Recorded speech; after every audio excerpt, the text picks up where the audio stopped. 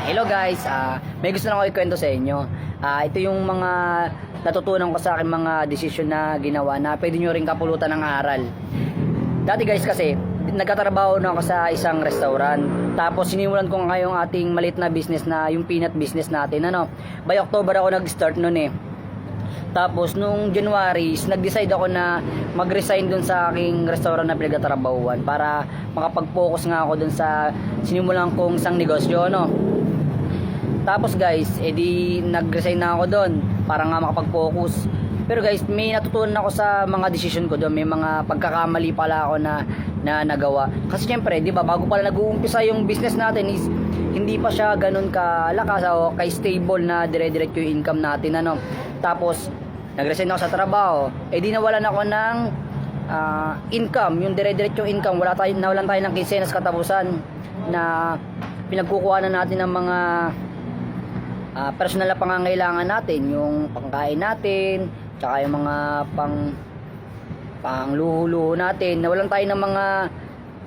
tayo ng panggastos dun sa personal na mga pangangailangan natin. Kaya guys, nung nag-start na akong business, yung business natin is hindi siya ganun kabilis na grow dahil nga imbis na yung kinikita natin dun sa negosyo natin is maidadagdag pa natin sa puhunan natin o mare-return natin siya sa puhunan natin para mas lumaki siya ng lumaki, mag-grow siya agad. Makabili tayo ng mga equipment at mga para sa advertisement natin. Tapos tsaka syempre para ma-improve na rin natin ating mga product, Kaya guys, ayun nangyari sa akin, medyo naging mabagal yung flow ng ating business. Kaya ngayon guys, isa rin dahilan yung kung bakit ako nagbalik sa pag-i-empleyado ngayon. Natatawa nga ako sa sarili ko guys. Dati kasi sabi ko, nung nag-resign ako sa trabaho, syempre di ba yung mga natural na normal na sa mga empleyado na may mga problema tayo sa trabaho. Alam niyo na yun yung normal na problema ng isang empleyado. Alam niyo lahat yan ng mga nag-empleyado, mga trabador ngayon. Yung kumbaga, yung sa trabaho, problema sa trabaho. Tapos syempre minsan sumasabay din yung personal na problem natin.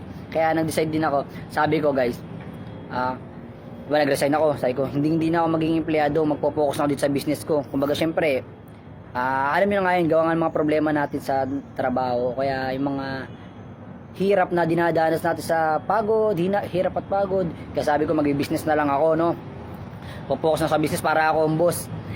Yun, yung kumbaga pagkakamali ko na nagawa na nag-resign agad ako sa trabaho na hindi pa naman ganun ka-stable yung ating business. Kaya yung business natin na simulan is, imbis na nakakapag-grow siya dahil may sarili tayo pang gastos, nababawas natin doon, Kaya yun, isang dahil kung bakit ako nagbalik sa pagtatrabaho. Kasi dahil ang plano ko kasi is 99.9% ng ating kikitain ngayon sa ating business na may better is ibabalik natin sa kanya para mag-grow siya, tsaka para sa improvement ng ating mga product, advertisement, tsaka ating mga tools, tsaka mga equipment na ginagamit natin para makapag-upgrade tayo, makapag-upgrade, Kaya guys, 99.9% is susunod ko na sasabihin sa inyo kung bakit 99.9%, kung bakit may 0.1% pa na natitira na hindi natin i-return dun sa ating business, ayun ang plano ko guys. Sana isa rin sa natutunan ko na huwag tayo magpadalas-dalas sa ating mga decision, Pero wala naman tayo guys na ang pinakamalaga sa lahat guys is wala tayong pinagsisihan sa mga decision natin, dahil yung bawat decision natin is may mga napupulot tayo na aral diyan, Kaya bawat decision is wag mong pagsisisihan yan, dahil kung yung decision mo na is nagkamali ka, may magandang nangyari pa rin dahil may natutunan ka dun sa decision mo na yun, Ayun ang pinaka-the best sa lahat. Laging pulutin mo yung mga aral na pwede mong pulutin sa mga pagkakamali mo. Tsaka mong pagsisisihan yung mga decision mo, dahil yung decision mo na yan is nanggaling sa puso mo yan, kasi hindi mo naman gagawin yan kung hindi mo gusto at kung hindi mo ramdam na gawin yung decision na yun.